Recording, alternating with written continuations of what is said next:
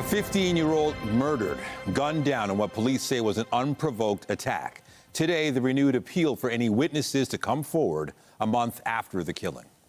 Good evening. We're learning new details about the deadly shooting of Jakai Jack. Homicide investigators are calling his death a senseless act of violence. CTV's John Musselman is live with the update. John. Well, Michelle, he was shot in the area right behind me. He made it to that bench. We're told that neighbors tried to come out and help him as well, but he died later in hospital, and police are appealing for any information to try to locate the killer. Investigators say 15-year-old Jakai Jack was shot and killed in what they described as an unprovoked attack. It happened last month on the night of June 7th here near Buttonwood Avenue, not far from Jane Street and Weston Road. Jack was with friends. There was a verbal exchange with a suspect from another group, and a shot was fired, hitting the teenager. He was just 15 years old, and he had his whole life ahead of him.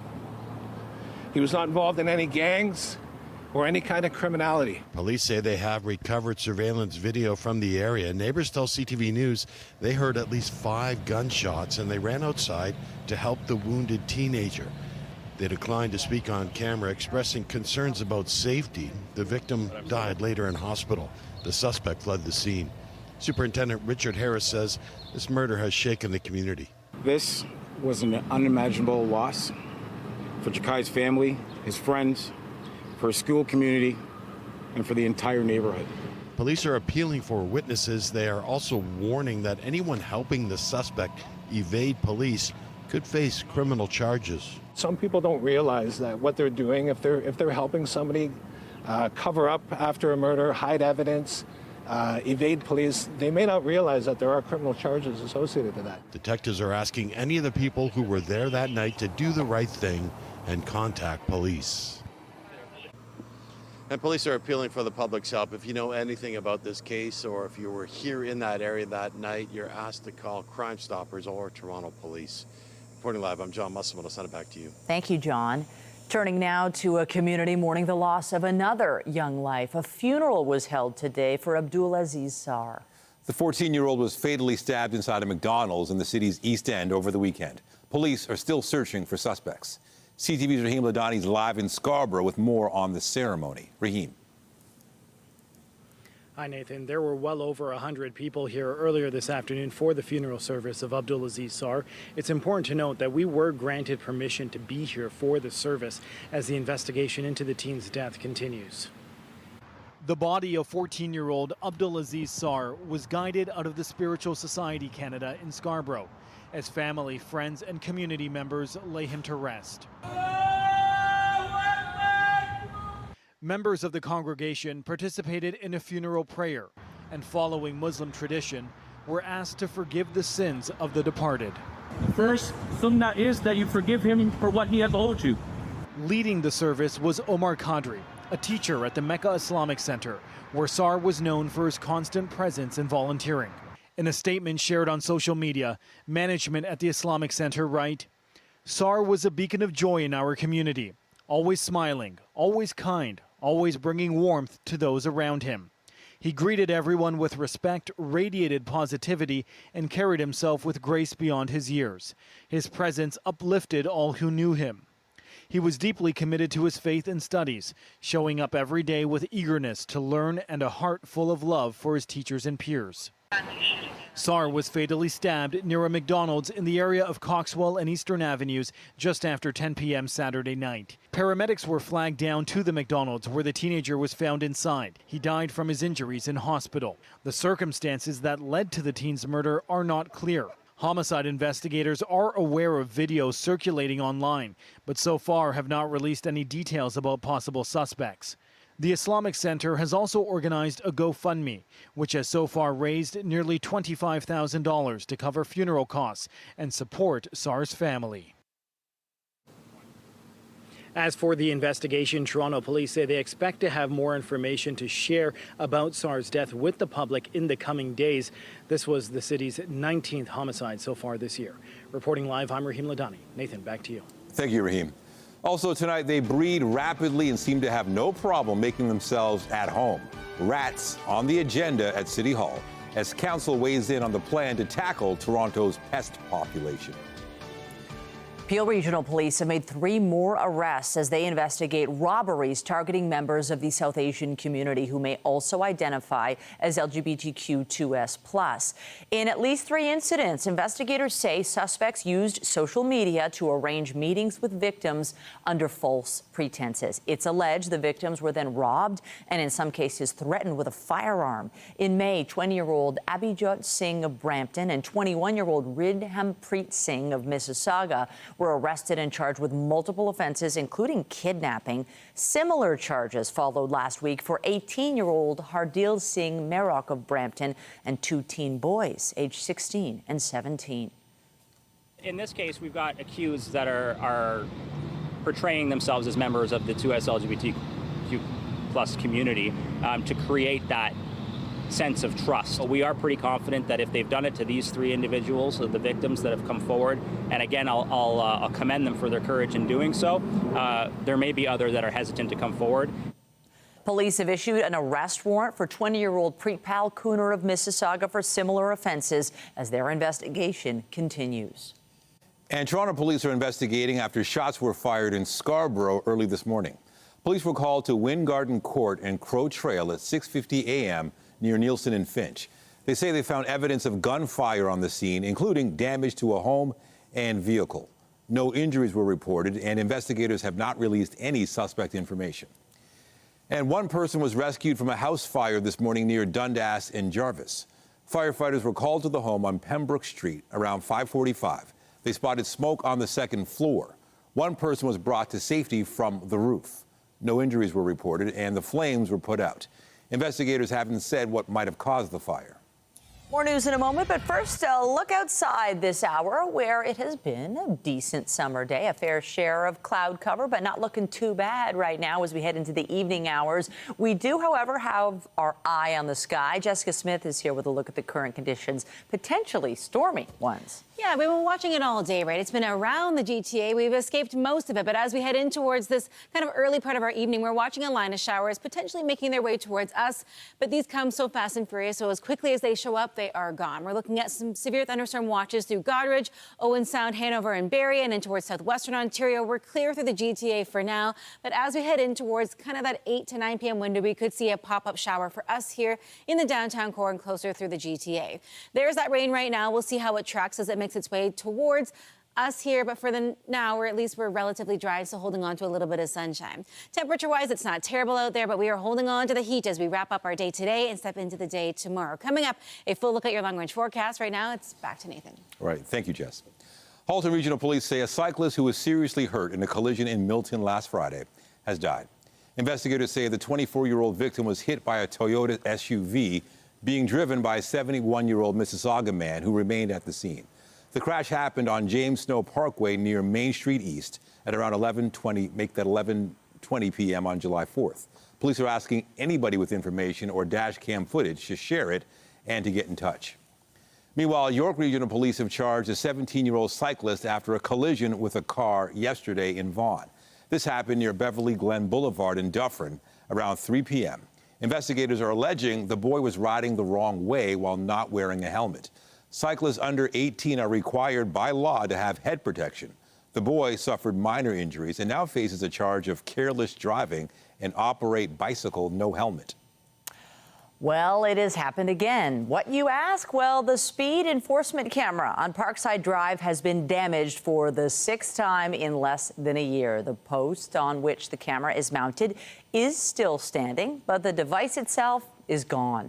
The latest replacement had gone online just last week following vandalism that happened in May.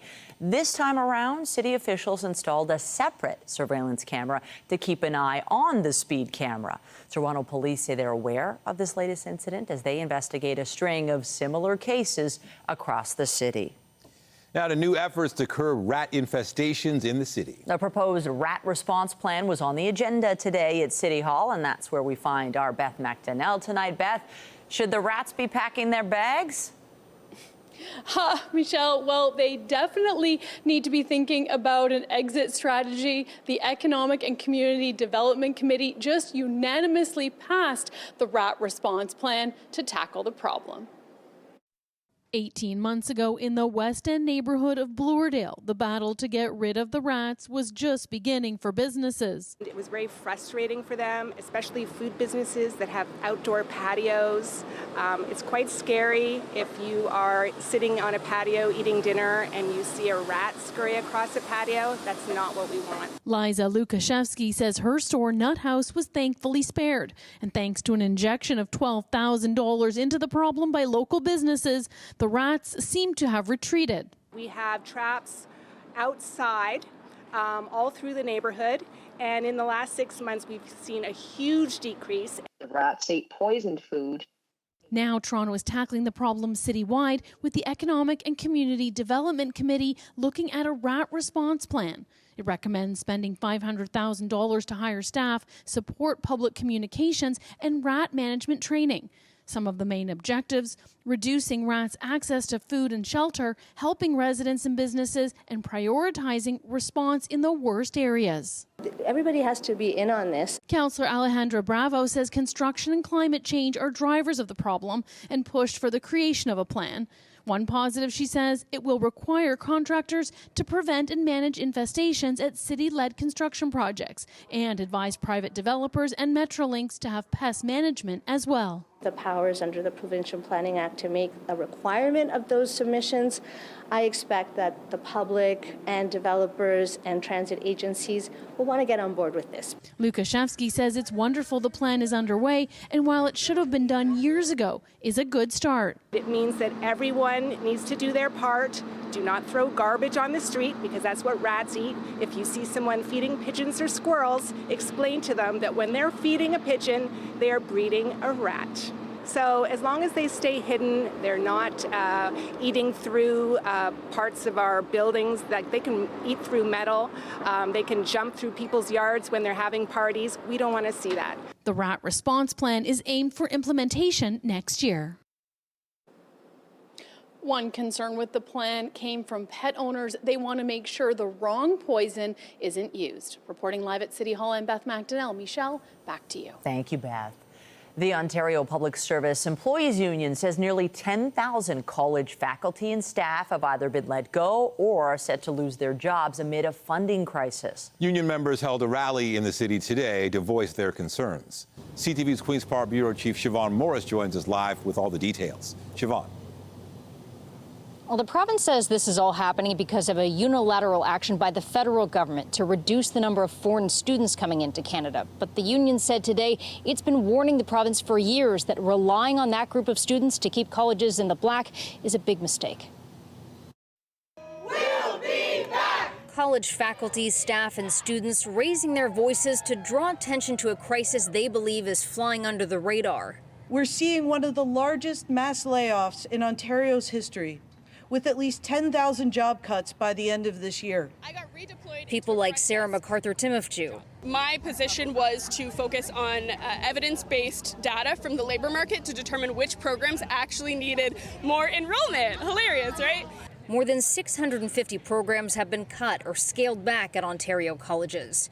For those still on the job, the uncertainty is unsettling. I can't plan my future or find things to look forward to, because my present is a hamster wheel that feels like it's spinning off a cliff. Students are feeling that stress, unsure if their own programs will be dropped. Working conditions and studying conditions are being affected day in and day out. The minister in charge puts the blame squarely with the federal government, which dramatically reduced the number of international students allowed into Canada. We are saddened by the news of these layoffs, but there is the right sizing and rebalancing that is going on with less international students going into our post-secondary sector. While the post-secondary sector has been pleading with the province for a cash infusion, Quinn defends the money going out the door. In the last 14 months, funding for the post-secondary sector is the highest it's ever been in Ontario's history. The funding far short of what a government-appointed panel recommended, and there are questions about how funding is being spent. There are college presidents collecting salaries of over $400,000, even $600,000. That's more than the Prime Minister of Canada. The province is consulting on how the sector's funded this summer and into early fall, but it's not clear when or if changes might come. One of the things being examined is a tuition freeze that's been in place since 2018. Colleges and universities say that needs to change to give them a chance to survive. If there is going to be a change, it won't happen sooner than the 2026-27 school year. Reporting live, I'm Siobhan Morris. Nathan, back to you. Thank you, Siobhan. An appeal by the Ford government to stop a court order blocking bike lane removals on 3 major streets has been dismissed. In the spring, a Superior Court judge ordered the province not to touch bike lanes on Bloor, Yonge, and University, at least until he decided whether the legislation to remove them was constitutional. The Ford government asked for permission to appeal the temporary injunction, but the motion was dismissed by a 3-judge panel. The province has claimed removing the lanes will reduce congestion, but cycling advocates say it will make the roads less safe. Still ahead, all good streaks must come to an end. The Blue Jays end their string of wins at 10 in Chicago. We touch base with fans a little later in the newscast. But first, to concerns that ice time in West End arenas is melting away. One hockey school is calling for the city to maximize the hours of the rinks that are running to improve access. CTV's Natalie Johnson reports. On the ice for a summer skate. Ask these kids, and there is no off switch in the off season. If you play in the summer, it improves your playing style a lot. Training always to get better. It feels nice to get on the ice and have fun. But here at Lambton Arena on Dundas West near Jane Street, we have 5 groups, and they're working on skills and situations. The head of Central Hockey Academy is worried the community's arena access is on thin ice. A lot of rinks have closed in the city, and the city is not making more rinks available. Nearby George Bell Arena is undergoing roof repairs and won't reopen until September 2026, while redevelopment plans for the Weston Lions rink have left the future of that facility in limbo. The Central Hockey Academy was granted daytime ice at Lambton this summer during the George Bell closure, but come September, this arena will sit empty on weekdays until 4:30 p.m. There's women's groups that have not been accommodated. There's adult men's groups, there's adult skills groups, there's parent and talk groups, there's public skate groups, all daytime groups that have not been accommodated. Because there are so few ice rinks in this area relative to the demand, we have teams training in the mornings. So maybe on a Friday morning, a 6:30 till 8 a.m. practice before school. The city tells CTV News that it can adjust the operating hours of its arenas based on need, but that the opening hours do reflect the demand for service. Dr. O was told by city staff in an email, though, that the availability, quote, comes down to larger issues in facility management, which we cannot work around at this time. After months of battling for fall and winter ice time, the Central Hockey Academy was offered 3 morning slots at another rink on the same day CTV News contacted the city. Dr. O says, though, the city needs to make the few facilities it does have available during the daytime. They leave rinks like this just sitting here, so that kids like this have every opportunity to get off the couch. Yeah, I'll just be sitting around watching TV. And onto the ice. Natalie Johnson, CTV News. Several provinces and territories are meeting the federal government's target to implement $10 a day childcare. But a new report suggests Ottawa will miss its 2026 deadline to implement the policy right across the country. CTV's Rachel Aiello reports. Oh my God, like, what are we going to do? Patty Dunn is nervous. Getting her daughter Harper into daycare was no small feat. I put ourselves on the wait list when I was about 10 weeks pregnant. And now, with a second on the way? I don't know what this means for us. Like, just because we have a spot already, does that mean that we'll have a higher chance of getting our next baby in? Compounding this stress, living in Ontario, it still costs $22 for every day Harper is at daycare. And while it's better than what it was, she says getting that cost down to $10? It would honestly give us, like, that peace of mind. She's not alone. A new report out today found that while costs are coming down across the country, governments have more work to do to get to $10 a day nationwide by next year. 6 provinces and territories have already met or exceeded the federal target. None of it Saskatchewan, Manitoba, Quebec, Prince Edward Island, and Newfoundland and Labrador.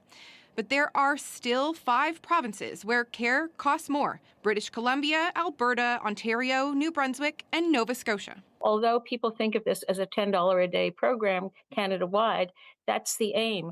how it's implemented is the thing that makes the difference. It's not just parents feeling the program's growing pains.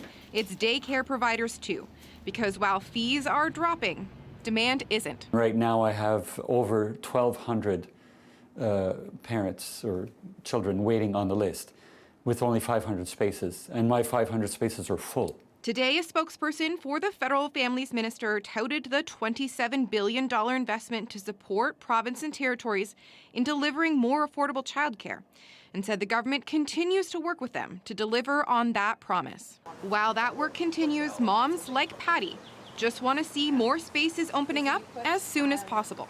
It would help to alleviate the stress. Experts say in order to create those spaces, all levels of government need to work together to build up the early childhood educator workforce, which will take years. Rachel Aiello, CTV News, Ottawa. Well, there's more economic pain coming our way if Donald Trump goes through with his threat to ratchet up the trade war. He's considering a 50% tariff on copper. Now, more than half of our exports go to the States. CTV senior political correspondent Mike LeCouture has more from Ottawa. U.S. President Donald Trump released another batch of tariff letters to more trading partners. They include Brunei and Libya, and the tariff rate ranges from 20 to 30%. Now, Canada isn't included in this batch, but the government continues to watch after Trump said he'd impose 50% tariffs on copper imports. When it comes to the latest declaration from the president in the United States, we have not yet seen an executive order. Industry Minister Melanie Joly says the government is watching closely to see if Canada is affected by any more trade action from the United States. It is worth noting a 50% tariff on Canadian copper would be significant. Of the $9.3 billion worth of exports in 2023, more than half went to the U.S. The next two biggest destinations for Canadian copper were China and Japan. Trade experts say instead of forcing countries to make deals, U.S. tariffs are creating new economic alliances that actually exclude the U.S. And that could be bad for the American economy.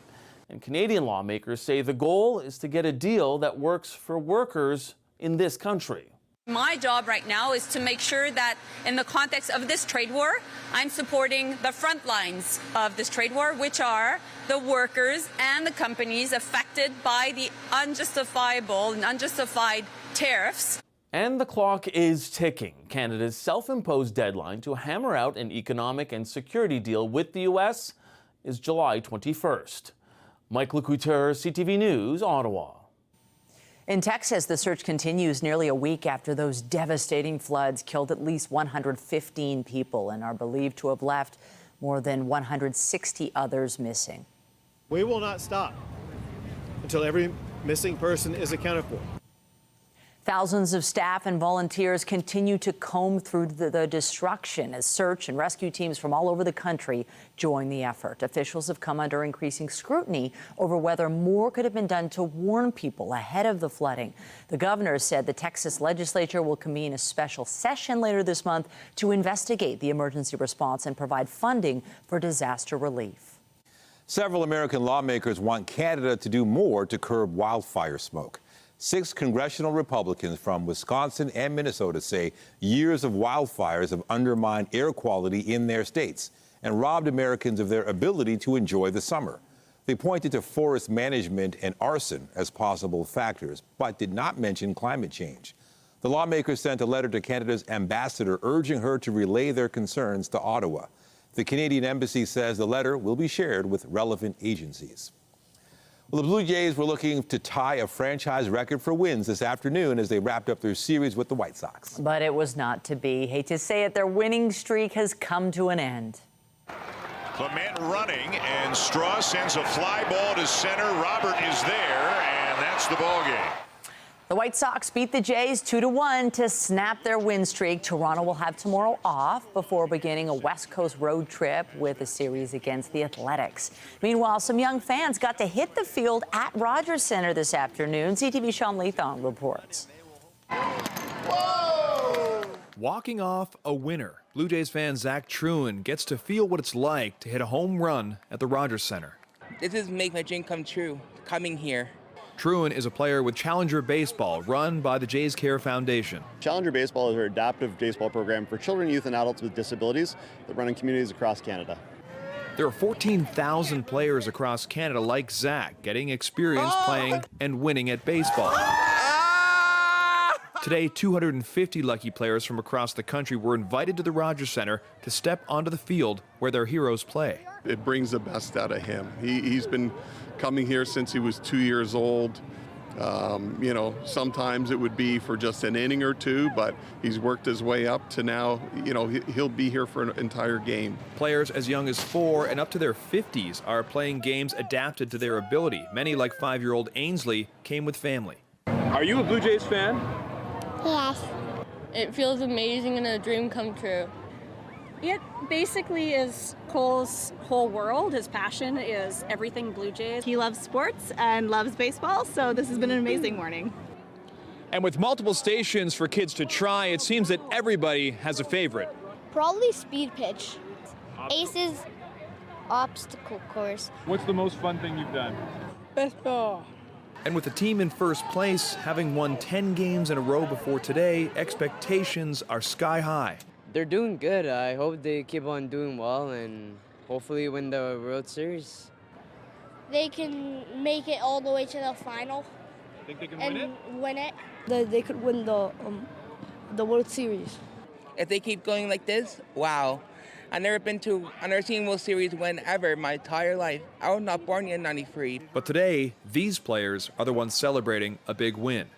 Sean Lee Thong, CTV News. Coming up, diagnosing ourselves without a medical degree. Whether it's turning to AI or the flood of information online, Ontarians are taking matters into their own hands, and actual doctors are concerned.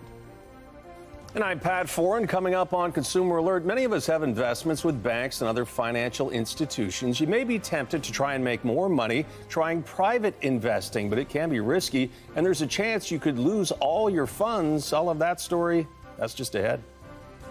Northern Ontario, the hot spot for today, but we've been pretty seasonal here in Southern Ontario and across much of the GTA, but that changes as we head in towards the weekend and next week. The heat is on. Coming up, I'll have a full look at your long-range forecast and I'll look ahead at your weekend. All those details coming up after the break. When you see it happen, send it to CTV News. Text 10400 from your screen to ours. Text 10400.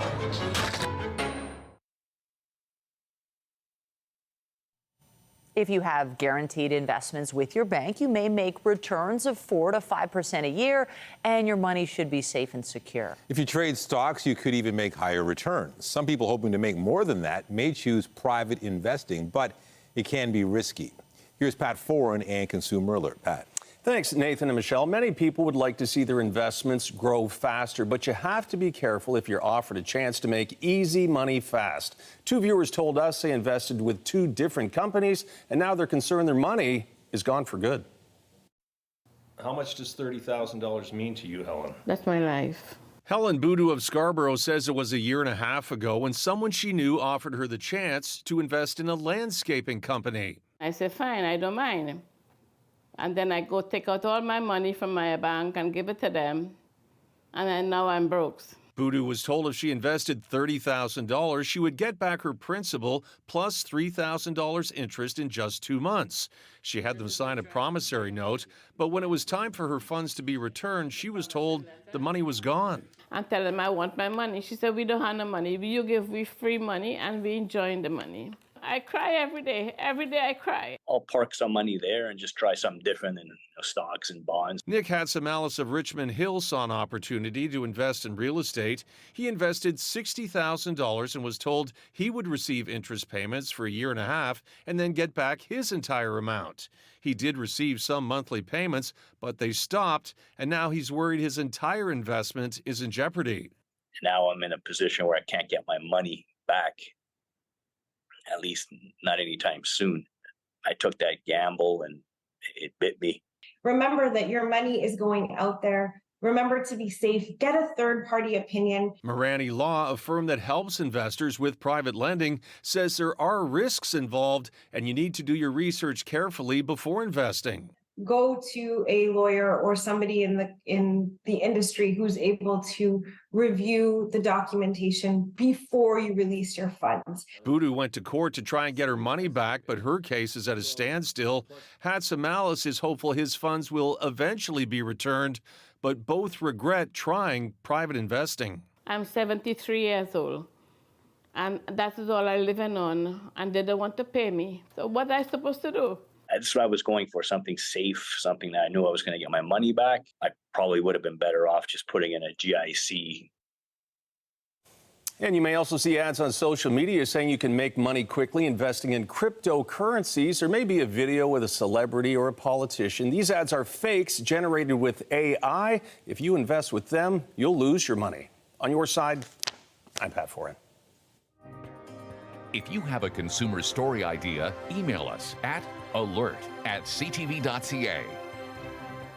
Let's talk about the forecast. We had some clouds, warm enough, but at least seems like we escaped the rain that was supposed to be heading our way. I know, I love that. Doesn't always mean when we have rain in the forecast that it will rain, and I think we're ending up on the more positive side of things a lot lately. Yeah, and for now we're doing okay. These systems can pop up so quickly. So we've seen some alerts in areas a little further north of us. We might still escape it. We're still watching this kind of develop, but this is the beauty of the summer season, is, if nothing else, unpredictable when it comes to storm systems. But as they mentioned, we've had a really beautiful day, and it's going to continue as we step into this kind of second half of our Wednesday. But that cloud cover linger through a good portion of our day, and that's going to kind of really push its way into the rest of our night.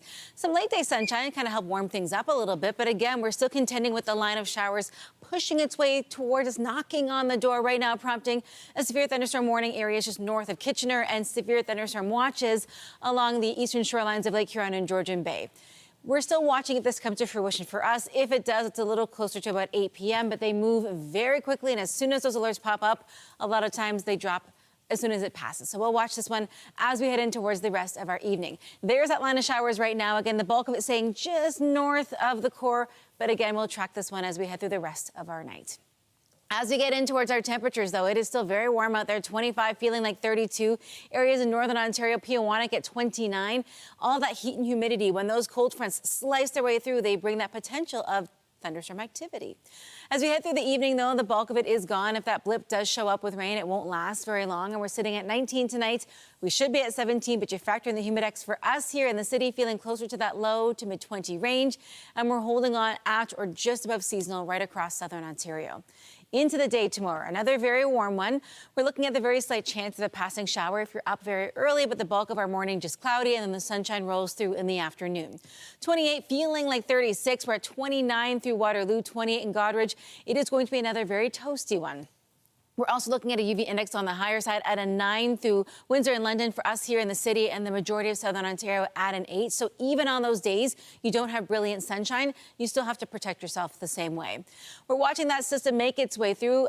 As that cold front slices through, that kind of helps bubble up a little bit of that thunderstorm activity, but it moves out just in time for the weekend. But we have to get to the weekend first. Again, right around kind of in that 8 o'clock window is when we're likely to see that pop-up shower for us. It moves out very quickly, and then as we head through the overnight and into the day tomorrow, it's pretty nice. Maybe a few scattered showers, again, very quick in nature. Beautiful day, likely a sun shower, if anything, tomorrow.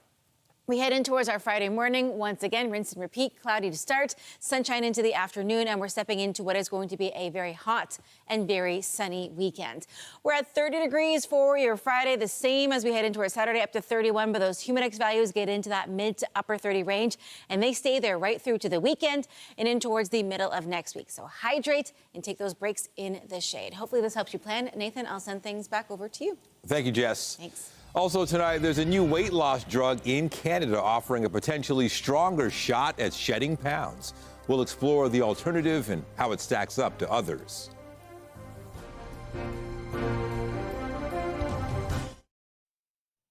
A new survey is shedding light on the extent to which Canadians are turning to AI for medical advice amid a shortage of family doctors. The Ontario Medical Association warning about DIY diagnosis and treatment. CTV's Janice Golding reports. If you use social media, chances are you've seen something like this. Anybody out there that thinks radiation and chemotherapy cures is an idiot. A reel about one health concern or another, oftentimes claiming to debunk medical information we get from our doctors. The impact? Well, according to a 2025 survey by the Canadian Medical Association, 62% of Canadians have encountered health information that they later found to be false or misleading. Today, the Ontario Medical Association sounded the alarm about taking matters into your own hands, while at the same time acknowledging why it may be happening. It could be lack of access to physician care. We know we're in a healthcare crisis. And there could also be fear or lack of trust in the medical profession. The issue, says the OMA, is that the consequence of pursuing treatments found on the internet may not help. And at the worst, they can prolong symptoms while causing unnecessary harm. I had a patient who had a tube going into their kidney because it was blocked. And they actually tried to put the twine from a weed whacker in to get out the sludge that was in there. And they were asking about actually putting in a little bit of Lysol to clear it out. Cancer specialist Dr. David D'Souza cited case after case of patients who sought their own remedies to their own detriment, adding that physicians need to build a relationship of trust with their patients and, instead of being judgmental, make attempts to understand what they're communicating. Just many years ago, there were some physicians who would basically say, I don't want to hear it if it's anything else. And I don't think that's been the right approach. Quite frequently, doctors say patients are coming in having diagnosed themselves. So again, to restore trust, caregivers need to hear them out. And if there is a discrepancy, let's say what they think they have is not what I think they have, then we have an open discussions about it. The OMA concluded by saying disinformation is something we need to manage as a society, and healthcare is not immune. Janice Golding, CTV News. You've likely heard of Ozempic and Wegovy, big players in the weight loss market, and the field is getting increasingly crowded. There's a new weight loss drug on the market in Canada that has researchers saying that it packs a powerful punch. Our health reporter Pauline Chan takes a look at the new option. The new injectable drug is called tirzepatide and is marketed as Zepbound. For Obesity Canada, we're excited about anything that improves access and understanding around the disease of obesity. So having more treatment options is nothing but a great thing. In the big trial that they actually did, patients who were at the highest dose lost about 48 pounds. So that's about 22% of their overall weight change. Whereas with the Wegovy product, we're seeing about a 17% change in weight. Dr. Sean Wharton points out that's in people who started with an already elevated weight. Health Canada has approved Zepbound for people who are obese or who suffer from complications due to excess weight. So type 2 diabetes, osteoarthritis, or there's a lot of other complications of those white adipose fat cells that sit mainly in that central area, right? And they increase the risk of a heart attack and high blood pressure and a number of other things. The biggest misconception that people have about obesity is that it's about personal choice and that it's about a lack of willpower or laziness. And we fundamentally know that that is not true. Obesity is a really complex, chronic disease that people will live with for their entire lives. Both Obesity Canada and Dr. Wharton say it's not about achieving a movie star figure. People with a large frame don't need weight loss drugs if they are healthy. Provincial funding for Zepbound is still being decided. Zepbound can have side effects, but those usually fade with time. We're talking about having some nausea or having loose stools. And so those are the common ones, but those are transient. And Lisa Schaefer says her own mother is allergic to tirzepatide, so she can't take Zepbound. That's why having many options is so important. Pauline Chan, CTV News. After the break, signs of the times. City councilors propose using a color-coding system to rank apartment buildings to make landlords accountable.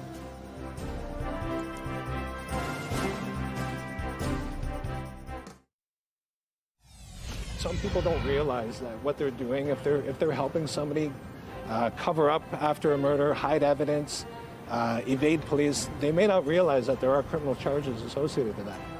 Updating our top stories, there was a renewed appeal for witnesses to step forward in a fatal shooting last month. 15-year-old Jakai Jack was the innocent victim of what investigators say was an unprovoked attack. We're seeing one of the largest mass layoffs in Ontario's history.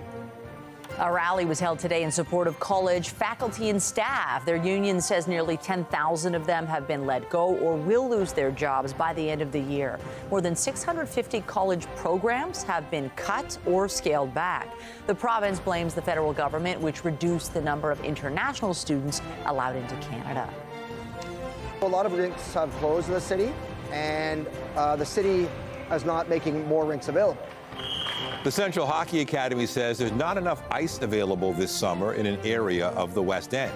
George Bell Arena is closed for repair work, and there are redevelopment plans for the Weston Lions rink. And some rinks that are open don't offer daytime availability.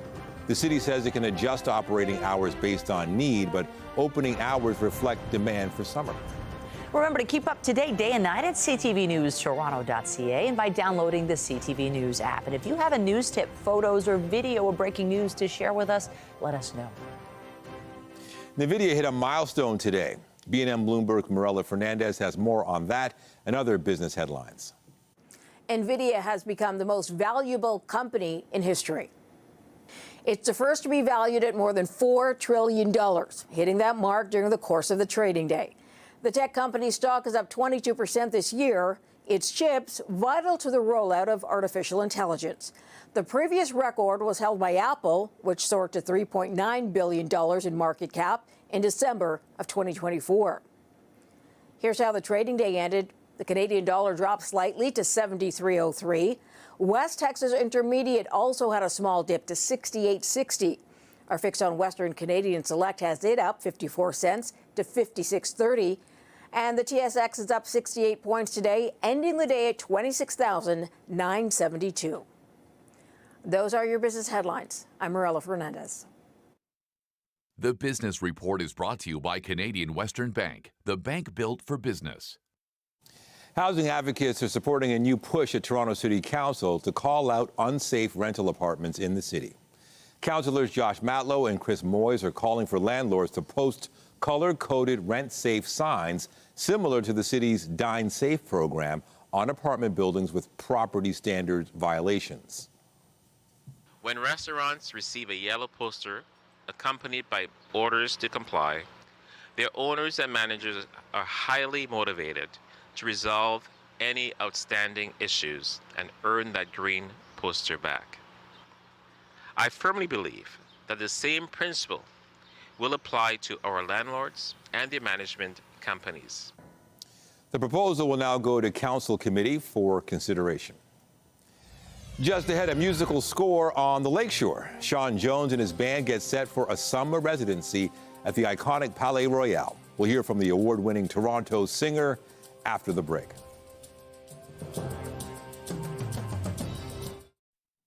A local musician is setting up a residency at the Palais Royal. Sean Jones is bringing variety to the Grand Ole Ballroom, and it's inviting you to spend a night by the lake and groove on the dance floor. CTV's Andrea Case has the story.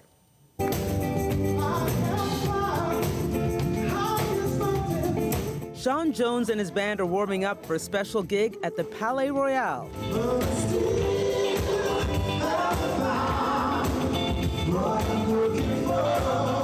Next Wednesday, they will begin a 4-week residency at the famed ballroom. I had always seen the Palais Royal as I'm driving into Toronto and been like, why isn't anything happening there? It's such a beautiful place. And then I learned about the history of it. So I phoned them up and I just said, look, I'm looking for a spot. And they were like, well, we got some open dates. Built in the early 1900s, the Palais Royal really took off as a ballroom in the 1930s, eventually with acts like Count Basie, Duke Ellington, and Oscar Peterson performing. And oh yeah, the Rolling Stones in 2002.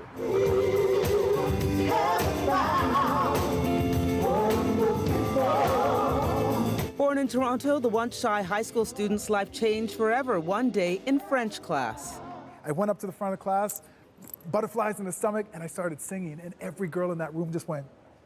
And I was like, this is it. And so literally that is what started the train moving. Jones went on to be a member of the Juno Award-winning group In Essence and dreamed of being a lawyer, but the arts kept calling. Sean is also an actor like his namesake. Sean Connery. Sean Connery. Yeah, my mom loves Sean Connery, and that's how the name came about. They are looking for a new Bond, and I look good in a tux. Trust me. As for the residency, which will run on 4 Wednesdays in July and August, his show will offer more than music. It's just getting harder and harder out there for younger artists to move ahead. So if I can create a space where they can come and perform and share their music with my fans, and hopefully those fans will become their fans, that to me is like a win-win all around. July 16th, revival, Sean Jones and this band. Come on out, Palais Royale. Andrea Case, CTV News. Sean Jones, the just, charisma. He's singing right to us. I love that. And such a great venue. Yeah, beautiful. Oh my gosh, really exciting. So if you're heading out tonight, you'll likely be okay if you're going out in the second half of the evening. We're still watching for the showers and kind of rolling their way through. The likelihood of it coming through the GTA is still there, but it will be brief. We've seen these alerts pop up and come and go pretty quickly over the past hour or so. And as we head into the rest of our night, if we do see rain here in the downtown core through the bulk of at least the north and east end of the GTA, it's in that kind of 8 to 9 o'clock window. Temperature-wise, still quite mild, 25, feeling like 32, and the heat doesn't go anywhere as we head into this evening. If you are playing sports, keep an eye on the sky. If there's thunder, you're going to want to pause that until it is all gone.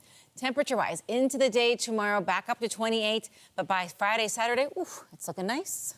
Ooh, yeah, hot. The sun returns. Thank you, Jess. That's it for us, but be sure to join Omar Sachedina tonight at 11 for CTV National News, followed by Zarada Alman with our next local newscast at 11:30. In the meantime, our coverage continues anytime on CP24 and at ctvnewstoronto.ca. For Jessica Smith and the whole team here at CTV News, thanks for watching and have a great night.